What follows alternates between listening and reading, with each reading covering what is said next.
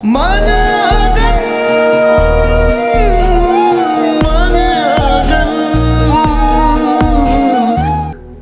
कौन सा मसला है जो मुझसे डिस्कस किए बगैर हल नहीं हो सकता? दरअसल मानूर, ये मसला तुम्हारी दुकान का है। तुम्हें याद होगा उस किराएदार ने किराया रोक लिया था और मैंने किराया हासिल करने के लिए उस पर केस किया था। उस केस का फैसला हो चुका है तकरीबन 2.5 महीने पहले।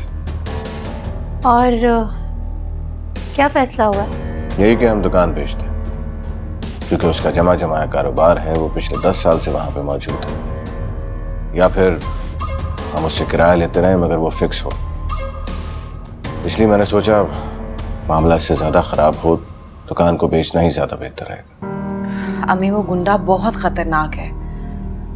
इन्हें बार बार धमकियां दे रहा है। मैंने तो इनसे साफ कह दिया है कि घाटे का सौदा करके ही वो सब बेचते हैं। खुदा न ख्वास्ता अगर दुश्मनी के चक्करों में इन्हें कोई नुकसान पहुंचा दिया तो। अल्लाह ना करे बेटा। मैं तो अपील करने जा रहा था उसके खिलाफ खाला, लेकिन फिर अरीबा ने मुझे समझाया कि पहले की तरह वक्त और पैसा ही जाया होगा। इसलिए मैंने मजबूरन 50 लाख में उस दुकान की डील कर ली। सिर्फ 50 लाख? हाँ, क्योंकि वो 50 लाख ही दे रहा था। हालांकि उस दुकान की मार्केट वैल्यू 1.5-2 करोड़ से ऊपर है, मगर फिर भी आपने वो 1.5-2 करोड़ की जगह सिर्फ 50 लाख में बेच दी। मानना पड़ेगा, बहुत कमाल के बिजनेसमैन हैं आप। कितनी आसानी से आपने मसले का हल निकाला है। मुबारक हो अम्मी, सकलैन भाई ने हमारी परेशानी अपने सर ले ली। इतनी आसानी से उन्होंने 1.5-2 करोड़ की दुकान सिर्फ 50 लाख में बेच दी। अब मुझे या आपको परेशान होने की जरूरत है ही नहीं, क्योंकि हमारे सारे मसले तो ये हल कर ही लेते हैं ना। वाकई अगर सकलैन भाई ना होते तो हमारा क्या होता? सकलैन भाई का साथ रहना तो इंशाल्लाह बहुत जल्द हम सब सड़क पर आ जाएंगे। रुको, तुम मेरे शौहर को क्यों इल्जाम दे रही हो? अगर तुम कर सकती हो कुछ तो कर लो ना। बल्कि काम करो, तुम जॉब छोड़कर अदालतों के चक्कर लगाओ, माथा फोड़ो वकीलों के सामने, बल्कि उस गुंडे के सामने भी जाओ, ताकि तुम्हें पता चले कि किस मजबूरी में आकर इन्होंने घाटे का सौदा किया है। अरे अरीबा, क्या हो गया तुम्हें? मानूर ये सब कुछ नहीं हैंडल कर सकती है। वैसे भी अदालत के धक्कम पेल ये सारे मामलात किसी औरत के बस की बात नहीं है। तो फिर अपनी जुबान भी बंद रखे ना। मेरा शौहर कोई कुर्बानी का बकरा नहीं है जो इनके झगड़े में अपनी जान गंवा दे। झगड़ा तो कोई था ही नहीं ना। बात तो सकलैन भाई ने खुद बढ़ाई है, जबकि उनसे आराम से बैठकर बात की जा सकती थी। ना ही उन्होंने कभी हमें तंग किया। ये तो सकलैन भाई है जिन्होंने इस बात को अपनी अना का इश्यू बनाकर इस बात को अदालत तक ले गए। ये लें जनाब, ये है वो फाइल जो आपने अपने सास को दिखानी है, जिस पर दुकान का सौदा 50 लाख में डन है। और ये मानूर के नाम पर ड्राफ्ट। और रही बकाया रकम, तो वो मुश्ताक ने आपके नाम का ड्राफ्ट बना कर दिया है। आहा, और मेरा हिस्सा कब मिलेगा सकलैन साहब? इतनी जल्दी किस बात की है? ये बताएं कि मेरे अकाउंट में कब ट्रांसफर हो रही है रकम? तुम आजकल ज्यादा लालची नहीं हो गए? अरे जनाब, बैठे बिठाए आपको 1 करोड़ का फायदा मिला है, और वो भी इस नाचीज की वजह से। अब इतना तो हक बनता है ना मेरा, बनता है कि नहीं?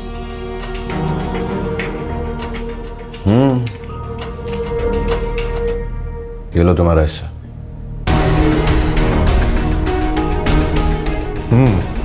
और मेरा।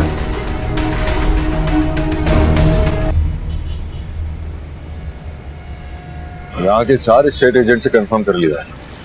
किसी ने भी ये नहीं कहा है कि दुकान घाटे में गई है, बल्कि सबका ये कहना है कि दुकान तो अपनी कीमत के हिसाब से सही सेल हुई है, और कीमत करोड़ों में है। इसका मतलब है कि आपसे सच्चाई छुपाई गई।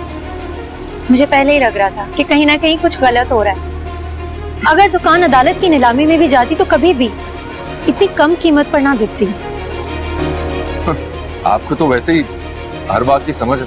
तो फिर आपने अपनी प्रॉपर्टी किसी और को क्यों सौंप दी? वैसे अगर अभी भी आप चाहें तो ये इशू उठा सकती हैं। कभी कभी सब सच जानने के बाद भी इंसान को खामोश रहना पड़ता है। मैं अगर इशू उठा भी लूं तो मेरे पास कोई सबूत नहीं है। आप जानते हैं ये मुश्ताक भाई ने आपको क्या बताया कि दुकान उन्होंने कितने में बेची? जो सच है, ये मेरे अब्बा के पुराने दोस्त हैं। अब्बा की बहुत इज्जत करते थे। उस वक्त इन्हें काम की जरूरत थी तो अब्बा ने इन्हें दुकान दे दी ताकि इनका काम चल सके, और आज ये हमें ही धोखा दे रहे हैं। लेकिन खैर, अब सब सच जानते हुए भी मैं कुछ नहीं कर सकती। खामोशी रहना पड़ेगा। चलो। मैंने क्या किया? तो मुश्ताक के पास गई थी ये पता लगाने के लिए कि दुकान का सौदा कितने में हुआ है। हो, मतलब अब ये बात सकलैन भाई तक पहुंच गई। वाह, मुझे अंदाजा नहीं था कि सकलैन भाई का और मुश्ताक का इतना गहरा रिश्ता है। तुम्हें शर्म नहीं आई उसको उसकी नजरों में मशकूक बनाते हुए? कितना भरोसा करता है वो हम पर। क्या सोचेगा वो हमारे बारे में कि हम उसकी जांच पड़ताल कर रहे हैं? अम्मी, इन जैसे बेईमान लोग भला हमें जज कैसे कर सकते हैं? अच्छा सुने, मैं वहाँ 2-3 स्टेट एजेंट से मिली हूँ। उन सब ने यही कहा है कि ये फराज कौन है जिसके साथ तुम अक्सर घूमती फिरती रहती हो? लोग तुम्हें उसके साथ देखते रहते हैं। सकलैन बता रहा था कि वो रात को भी तुम्हें यहाँ छोड़ने आया था। मुझे समझ नहीं आती कि सकलैन भाई आपको हमेशा मेरे बारे में गलत बातें क्यों बताते हैं। ऐसी बातें क्यों बताते हैं कि मैं आपकी नजरों में मुजरिम बन जाती हूँ और आप मेरी इंक्वायरी करना शुरू कर देती हैं। खुदा के वास्ते अम्मी, सकलैन भाई पे इतना अंधा एतमाद करना छोड़ दें। कहीं ऐसा ना हो कि हम इतनी गहरी खाई में गिरे कि खुद को संभाल भी ना सके दोबारा। उसका क्या मफाद है इसमें? वो तो हमारा सौदा करने ये उन्हीं का मुफाद है। मैं अच्छी तरह से जानती हूँ। मैंने इर्द गिर्द के सब लोगों से पूछा है। उन्होंने कहा है कि हमारी दुकान जो बिकी है वो कम पैसों में नहीं बिकी, पूरे पैसों में बिकी है। लेकिन सकलैन भाई ने क्या कहा कि दुकान कम पैसों में बिकी है। खैर, सच जानने के बाद भी हम कुछ कर नहीं सकते। क्या कर सकते हैं? हम कुछ भी नहीं, चुप रहना होगा, क्योंकि मसला रिबाबी के घर का है और हम चुप ही रहेंगे। सकलैन भाई ने हमें जितना नुकसान पहुंचाना था वो पहुंचा चुके, हम उनका कुछ नहीं बिगाड़ सकते। अरे वाह, तुम तो बहुत अच्छी गाड़ी चलाने लगे। मैंने देखा बहुत अच्छी चला रही थी। किससे सीखी? फराज से? नहीं, ड्राइवर से। इसीलिए ड्राइवर हायर किया था। और सकलैन भाई, एक और बात, फराज मेरा कुलीग है। इस तरह बार बार मेरे नाम के साथ उसका नाम लेकर मेरे और फराज के रिश्ते को सस्पिशियस मत बनाएं। सस्पिशियस तो सिर्फ तुम बना सकती हो। अपने इसी कॉलीग के साथ गई थी मेरी इंक्वायरी करने के लिए, सबूत ढूंढने के लिए कि कहीं से तुम्हें कोई सुराग मिल जाए और तुम मुझे मुजरिम साबित कर दो। ठीक कह रहे हैं आप। सबूत तो नहीं मिला, लेकिन आपका झूठ मैं फिर भी पकड़ चुकी हूँ। हैरानगी की बात तो ये कि उसके बावजूद भी आप अपनी की पर जरा भी शर्मिंदा नहीं है। फिर भी आप मेरे सामने इस तरह से तन कर खड़े हुए। हालांकि आपको तो नजरें झुकाकर मेरे सामने इस वक्त खड़े होना चाहिए। भाई वाह, एकदम कड़क चाय है। वैसे फराज साहब, मेरे हिसाब से अब आपको शादी कर लेनी चाहिए। हाँ फराज साहब, जो हो गया सो हो गया, उसे भूल जाएं और आगे बढ़ें। हाँ तो और क्या, अब कब तक ऐसे आप टूटे हुए बटन वाली शर्ट पहनते रहेंगे? खैर, अब ये तो कंफर्म नहीं कि फराज साहब की बीवी को बटन लगाने आए, क्योंकि मेरी बीवी को तो नहीं आते। और मज़े की बात यह है कि उसे तो रोटी भी गोल बनानी नहीं आती। अरे गोल नहीं बना सकती तो चौकोटो बना ही सकती है ना भाभी। सर आप खाने से मतलब रखें और शुक्र करें कि पकी पकाई मिल रही है आपको। हाँ ये तो है। शादी बहरहाल इस मकसद के लिए तो नहीं की जाती, कप्तानियां जब पहली होती है। हाँ, मैं मानता हूँ मेरा पहला तजुर्बा पूरी तरह से फेल हो गया, लिहाजा इसीलिए मैं दूसरी दफा नाकामी से डरता हूँ। लेकिन आप फिक्र मत करें, बटन टाँकना मैंने सीख लिया। इतना मुश्किल काम नहीं है। हाँ वो तो है। चले, मेरी बेस्ट विशेस आपके लिए। थैंक यू, आपके लिए भी। काम करेंगे। हाँ काम तो कर ही रहे हैं। Thank you.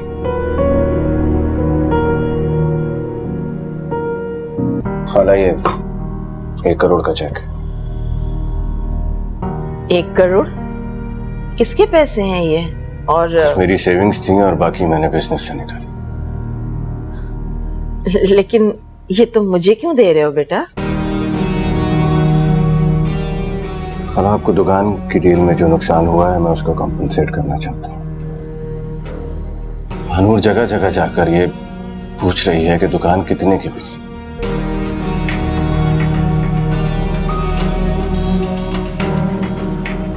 दुकान की असल कीमत क्या थी? खैर, जितने की भी दुकान बिकी, मानूर को उसके पैसे मिल गए। खुदा के लिए आप ये सब कुछ बंद कीजिए।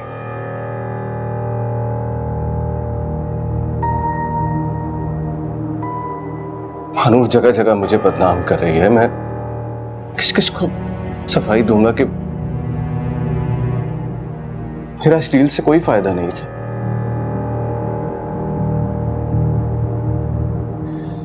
मैंने तो 1 रुपया भी नहीं रखा इसमें से।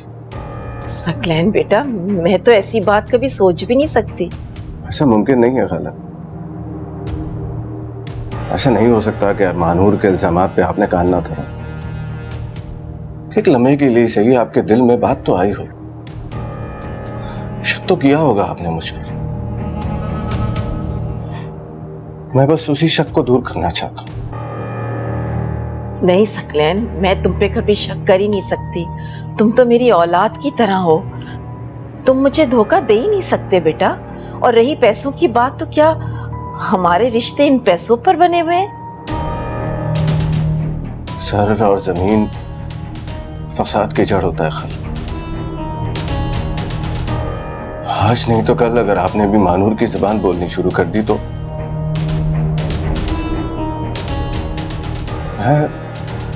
मैं अपनी नजरें आपके सामने झुकी भी नहीं देख सकता।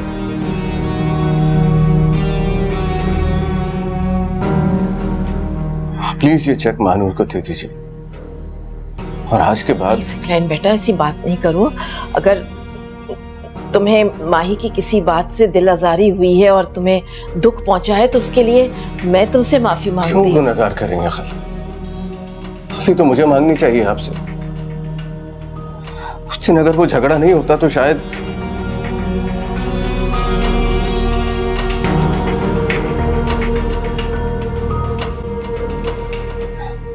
खैर छोड़े इस सब बातों को। ये चेक तो आपको रखना पड़ेगा। मुझे और कुछ नहीं मालूम। नहीं सकलैन, मैं ये चेक रख ही नहीं सकती। ये तुम्हारी मेहनत की कमाई है बेटा। माही, सकलैन से माफी मांगो और ये चेक उसे वापस करो।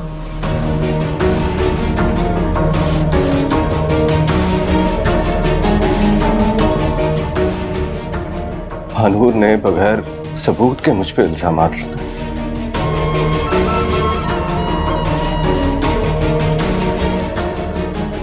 मेरे पास इसके अलावा और कोई ऑप्शन नहीं था। मैंने कुछ कहा है ना माही? तुमने सुना नहीं? चुप क्यों बैठी हो? माफी मांगो। लेकिन अम्मी मैंने जो कहा है वो करो बस।